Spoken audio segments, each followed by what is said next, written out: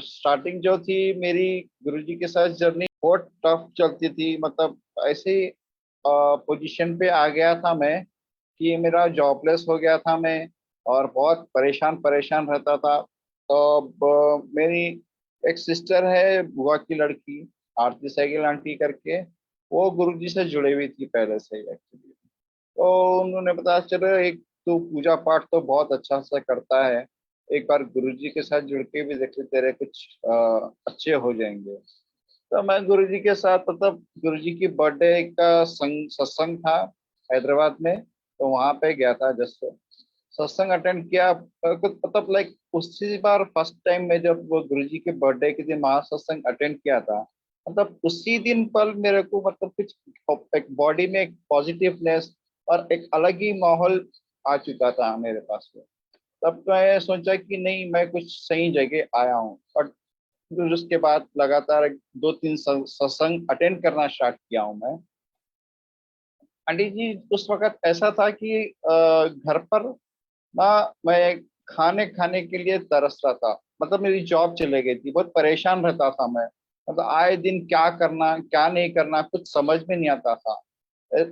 Responsibilities ऐसी feel हो जाती थी कि अपने ऊपर उसको निभाने के लिए बहुत डर से जैसा बैठ जाता था। मतलब मानो कि मेरे पेरेंट्स जाके अब तो 10 साल हो गए हैं जी। उन लोगों के बाद, लाइक पेरेंट्स के बाद में मेरी जिंदगी, मतलब एक लाइफ एक टोटली कोलैप्स जैसी हो गई थी। उसको निभाना और लेकर चलना बहुत मुश्किल सा एक माहौल क्रिएट हो जा रहा था हमेशा।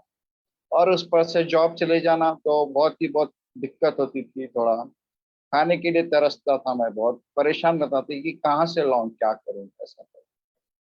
तो जब मेरे मन में एक ऐसा आया कि गुरुजी के इशारे से कि तू अपना काम कर, आगे बढ़ेगा। मतलब अपना, अभी मैं एक्चुअली करता हूँ आईटी का जॉब है मेरा, लाइक लैपटॉप्स और कंप्यूटर्स हार्डवेयर सॉफ्टवेयर नेटवर्किंग का काम है।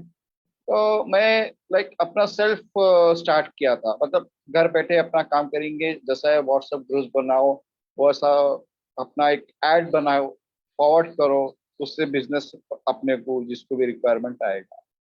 तो स्टार्टिंग में तो बहुत दिक्कत होती थी, आ नहीं पाता था। अब कोशिश करते थे। ऐसी ना बताती थी आंटी थी, खाने के लिए बहुत परेशान हो जाता था कि घर में क्या खिलाऊं क्या नहीं खिलाऊं। तभी यहाँ पे हैदराबाद में सत्संग होता है, जब क्या होता है कि लाइक रोटी सेवा आती है ग्रुप में ऐसा। तो एक बार संडे ऐसी सत्संग था, तो मेरा भी कंफर्मेशन था सत्संग को जाने का। पता नहीं कि रोटी सेवा आ गई थी मुझे उसमें।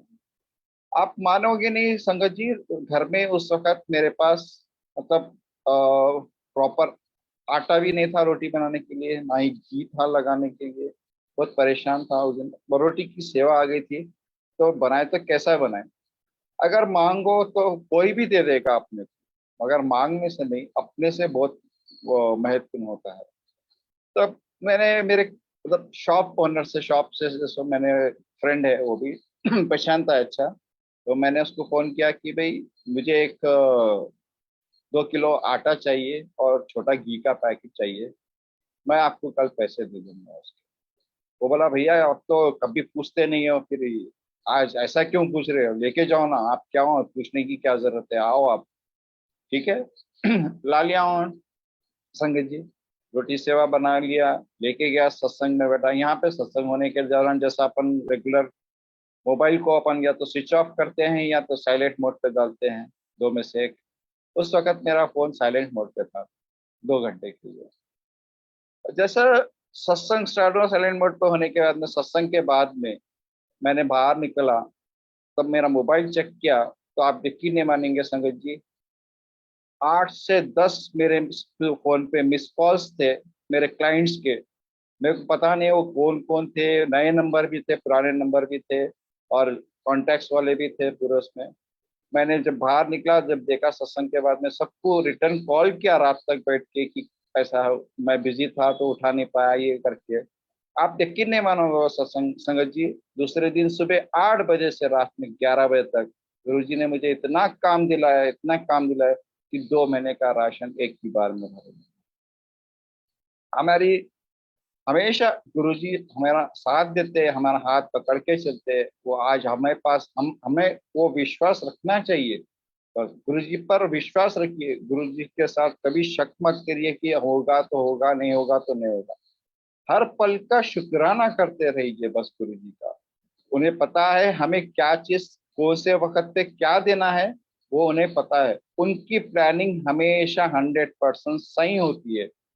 आप यकीन नहीं मानोगे गुरु जी, संगत जी, कि मैं हाल हाल में 2 तारीख के दिन मैं बड़े मंदिर में था एक्चुअली दर्शन के लिए। मतलब मेरा एक्चुअली क्या होता है, हर 3 महीने का विजिट होता है बड़े मंदिर के लिए। अकेला जाता हूँ, ट्रेन में जाके दर्शन करके सेवा करके आ जाता हूँ। हमेशा मुझे जोड़े की सेवा मिलती है, मैं कर लेता हूँ। तो इस बार हमेशा जैसा होता है कि मैं यहाँ से सुबह की ट्रेन से निकलता हूँ और नेक्स्ट डे ट्रेन में मॉर्निंग में पहुंच जाता हूँ 8 बजे के करीब। तो अपना फ्रेश अप होता हूँ सीधा स्टेशन पे ही, और सीधा बड़े मंदिर चल पड़ता हूँ मेट्रो से, छतरपुर उतर के वहाँ से सेवा कर लिए। 4 बजे की हमेशा ट्रेन बुक करता था, तेलंगाना एक्सप्रेस, वापस हैदराबाद आने के लिए। मतलब 1 बजे तक अपना सेवा जो है, 1 डेढ़ बजे तक सेवा कर लिए और निकल गए। इस बार 3 महीने, हर 3 महीने पहले मैं ट्रेन का टिकट भी बुक कर लेता हूँ। ऐसी इस बार क्या हुआ, 3 महीने पहले जब टिकट बुक कर रहा था मैं, मतलब पता नहीं क्या हुआ कि इस बार रात की 10 बजे की गाड़ी बुक करेंगे। मुझे पता नहीं था क्या हुआ, और 10 बजे की पहली बार मैंने 10 बजे की रात की बुक किया हूँ टिकट, दिल्ली सहराई से। तो अब जाने का वक्त है, जब तो 1 हफ्ता पहले चेक कर रहा हूँ तो ट्रेन पूरे लेट चल रहे हैं। पता नहीं क्या इश्यू है उधर नागपुर के आगे और उधर से।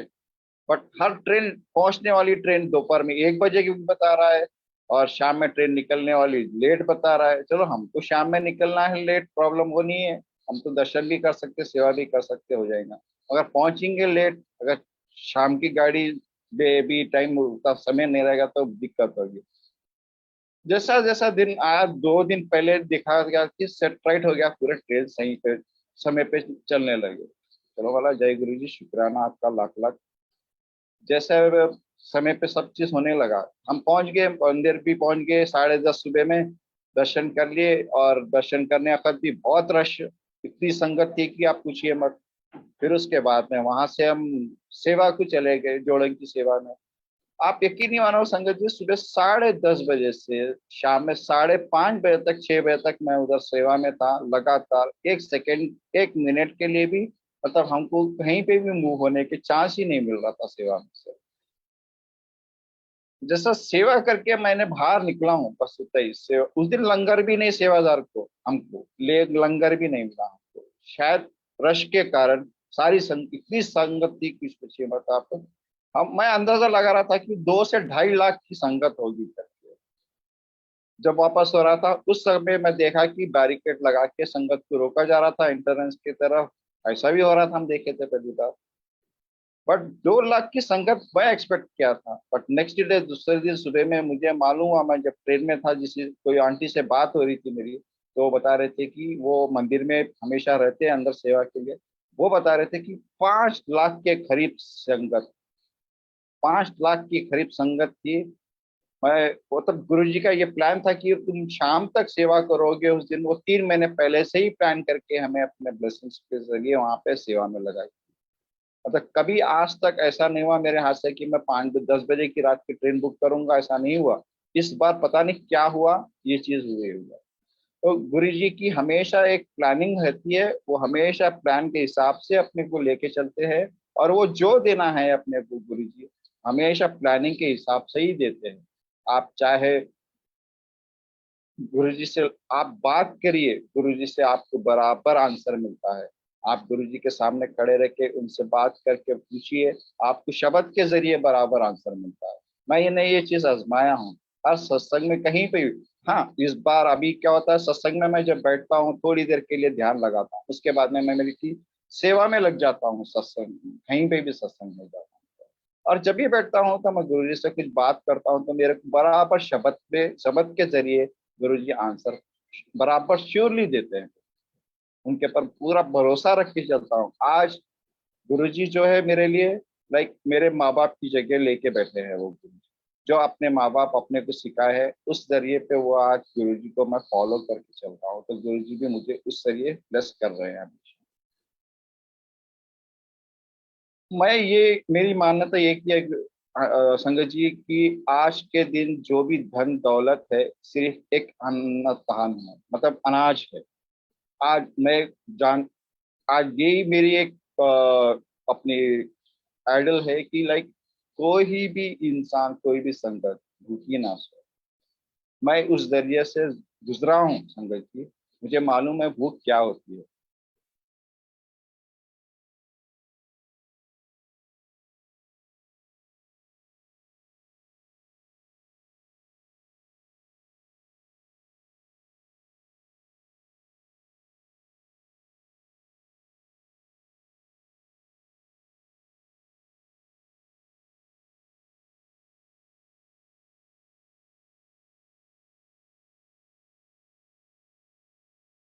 बस गुरु जी से यही बताऊं कि हर संगत का ख्याल रखे गुरु जी, और आपने जो दिया उसका भी शुक्राना, और जो ना दिए नहीं दिए उसका भी शुक्राना, और जो देने वाले हैं उसका भी शुक्राना, और जो मिला है उसका शुक्राना, जो ना मिला उसका शुक्राना, जो मिलकर कुछ ही पल के लिए भी वापस चले गया उसका भी शुक्राना। बस शुक्राना करूंगा, हमेशा लाख लाख शुक्राना करूंगा। संगत जी, आज तो इतना ही बोल पाऊंगा मैं बिल्कुल भी। और आप सभी को जय गुरु जी कहते हुए मैं विदा देता हूँ। जय गुरु जी, शुक्राना गुरु जी, लाख लाख। अंकल, बहुत बहुत कम जर्नी शेयर की आपने। मैं कहूंगी अगर और हैं तो आप शेयर कर दीजिए, बाकी जैसी गुरु जी की आज्ञा। आंटी, लाइक सत्संग तो है बहुत, मगर तो आज हिम्मत जताना थोड़ा मुश्किल हो रहा है। बस एक छोटा सत्संग सुनाता हूँ आंटी। बिल्कुल छोटा है सत्संग, मतलब मेरे मेरे सत्संग जो है ना आंटी, बिल्कुल भी like hard core and it's like very divine सत्संग है बिल्कुल भी। मतलब आप कुछ लोग तो ऐसा सोचते हैं कि मैं जब सत्संग सुनाता हूँ या कोई और दूसरा आदमी सोचता है तो अरे ये क्या पागल बात कर रहा है बोलते ऐसा। मगर उनको पता नहीं चलता है अपने ऊपर क्या गुजरती है। गुरु जी के साथ तो लाइक अभी तो मैं बिल्कुल आंटी उनकी सेवा में, उनके चरणों में पड़ा हुआ हूँ बस मैं तो। बाकी आगे की चीज जो भी है गुरु जी देख लेंगे। मैं उनके भरोसे पे बैठा हूँ मेरी जिंदगी के लिए।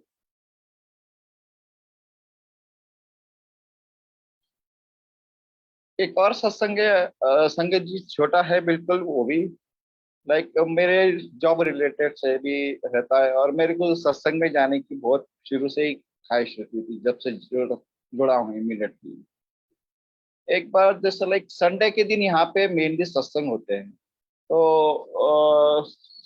It was like Saturday night, Saturday के दिन था। मैं संडे का सत्संग का कंफर्मेशन डाल दिया था कि मैं आ रहा हूँ। तो उस वक्त भी अभिषेक शुरू का टाइम था, मैं जब ज्वाइन किया था। मेरी बहुत ख्वाहिश थी कि कल कैसा भी अटेंड करना है सत्संग। तब मेरे पास कुछ काम नहीं था। मैं बोलने से शर्मा नहीं रहा हूँ संगत जी कि मेरे जेब में 10 रुपए भी नहीं थे उस दिन सत्संग को जाने के लिए, किराए के लिए। अब पता नहीं क्या होना है क्या नहीं, गुरु जी की किधर मर्जी है, किधर से इच्छा निकाल के लाएंगे अपने लिए काम, पता नहीं चला। शाम के 8 साढ़े 8 हो गए संगत जी, कुछ भी हाथ में काम नहीं है उससे। ना तो पैसा है जाने के लिए ना आने के लिए।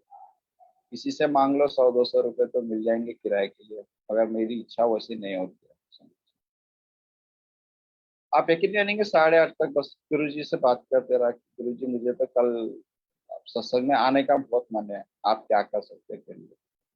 तभी इमीडिएटली एक 15 मिनट 20 मिनट के बाद में मेरे एक क्लाइंट का फोन आता है कि वो मेरा भाई का बच्चा है और दुबई से आया है, उसका लैपटॉप कुछ प्रॉब्लम हो रहा है।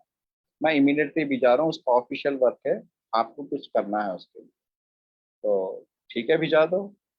आप यकीन नहीं मानेंगे संगत जी, 2 घंटे गए तक 11 साढ़े 11 तक लेके वो लैपटॉप को बैठे रहा मैं। कुछ भी काम हो नहीं पा रहा था।